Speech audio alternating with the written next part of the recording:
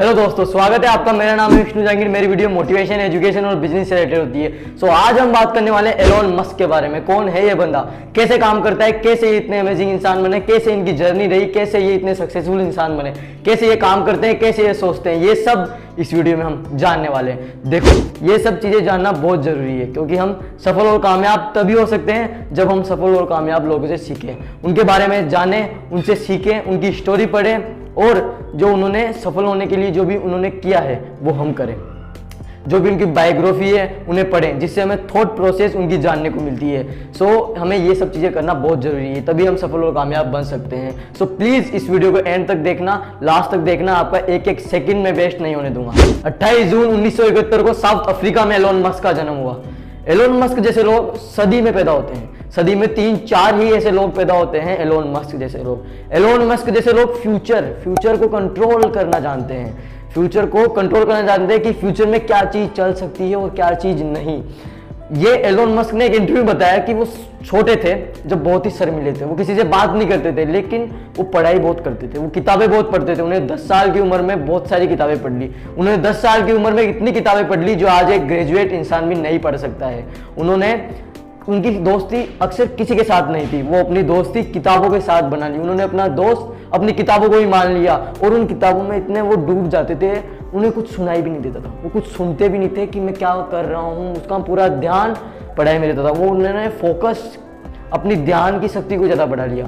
उनका फोकस इतना अच्छा रहता था, वो जब पढ़ते थे ना तो उन्हें कुछ सुनाई नहीं देता था। तो जब उनके पापा जब उन्हें बोलते थे कि बेटा इधर आना, तो वो कुछ सुनते ही नहीं थे।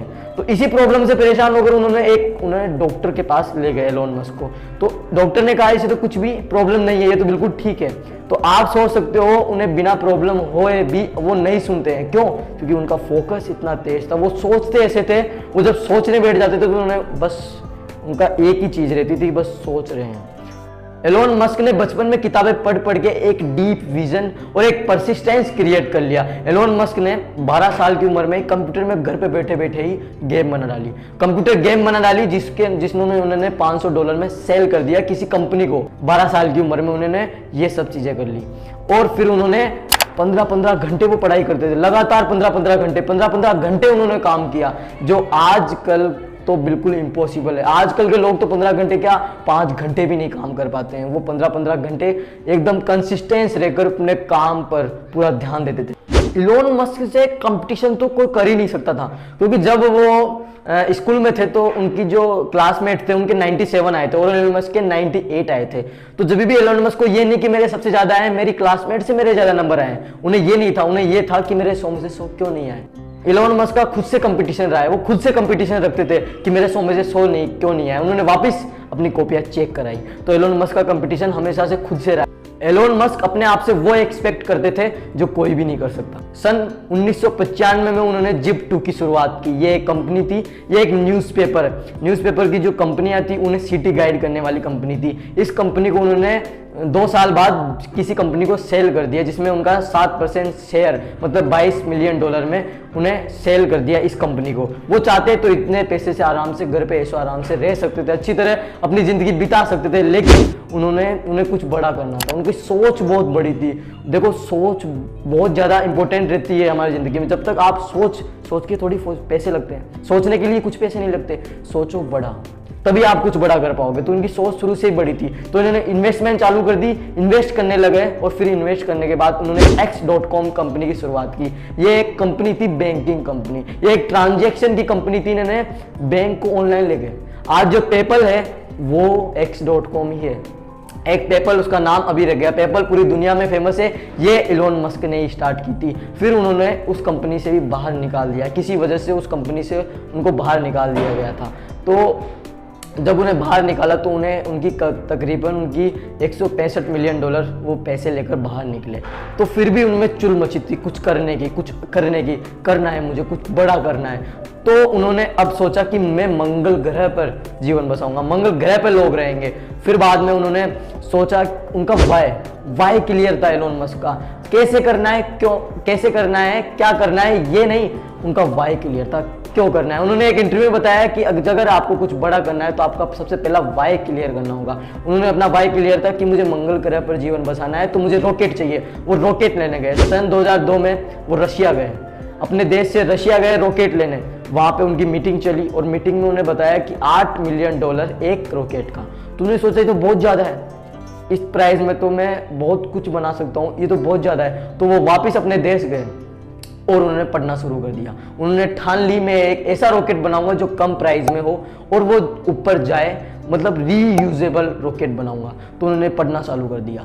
उन्होंने ठान ली अब तो मैं करके रहूंगा। वो दिन रात एक कर दिए, पढ़ाई करने 15-15 घंटे उन्होंने काम की। इन्होंने कोई रॉकेट साइंस ही नहीं की थी, इन्होंने कोई इंजीनियर नहीं की थी, इन्होंने खुद से किताबें पढ़ के रॉकेट साइंस पूरी पढ़ ली और स्पेस एक्स की स्थापना की। स्पेस एक्स एक सबसे बड़ी कंपनी है रॉकेट लॉन्च करने वाली। इन्होंने स्पेस एक्स की स्थापना भी सन 2006 में इन्होंने सबसे पहला लॉन्च किया। इस लॉन्च में इनका रॉकेट फट गया, 37 सेकंड में इनका रॉकेट फट गया था। दूसरी बार इन्होंने ट्राई किया, दूसरी बार भी यही हुआ। तीसरी कोशिश में भी वो नाकामयाब रहे, वापस यही उनको रिजल्ट मिले। चौथी बार वो वापस करने के लिए तैयार नहीं थे, उनके पास पैसे नहीं थे, सब इंजीनियर उनको छोड़ के चले गए थे। लेकिन तभी भी बंदे को अपने काम पर और खुद पे इतना विश्वास था कि मैं कर सकता हूँ।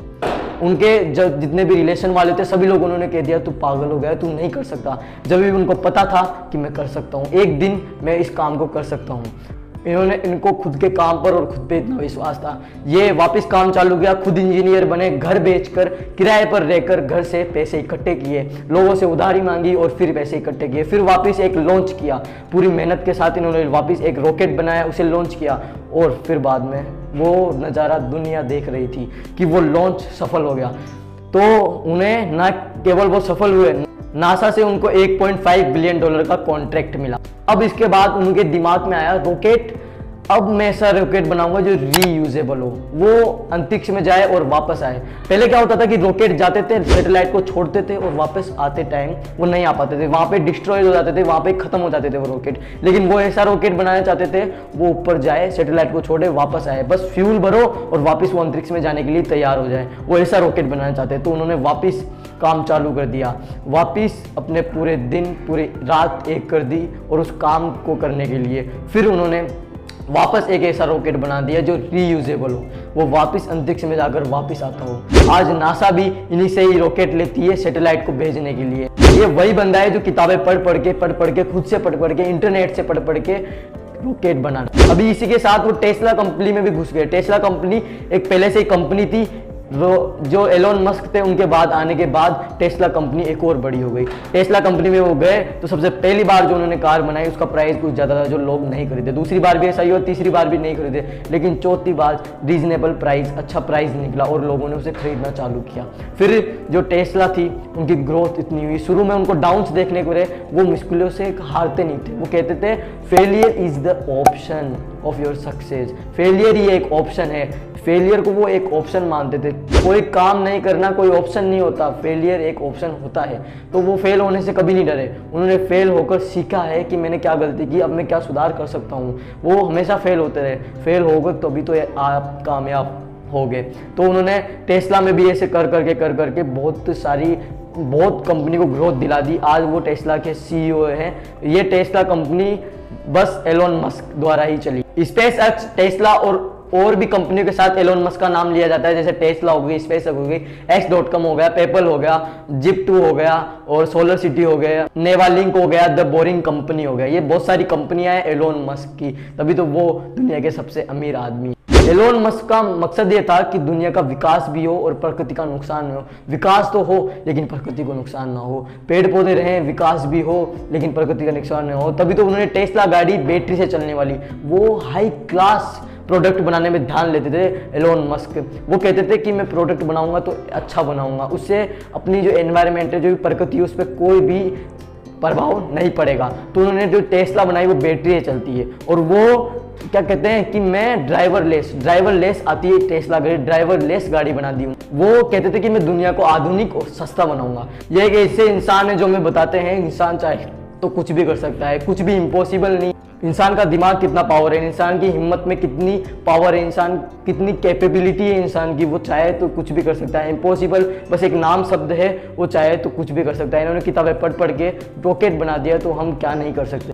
हमारे देश में भी ऐसे कई सारे लोग खड़े होंगे जो इस वीडियो को देख रहे हैं। इस वीडियो को ज़्यादा से ज़्यादा शेयर करो। सो मिलते हैं इसकी नेक्स्ट वीडियो में किसी नए टॉपिक के साथ।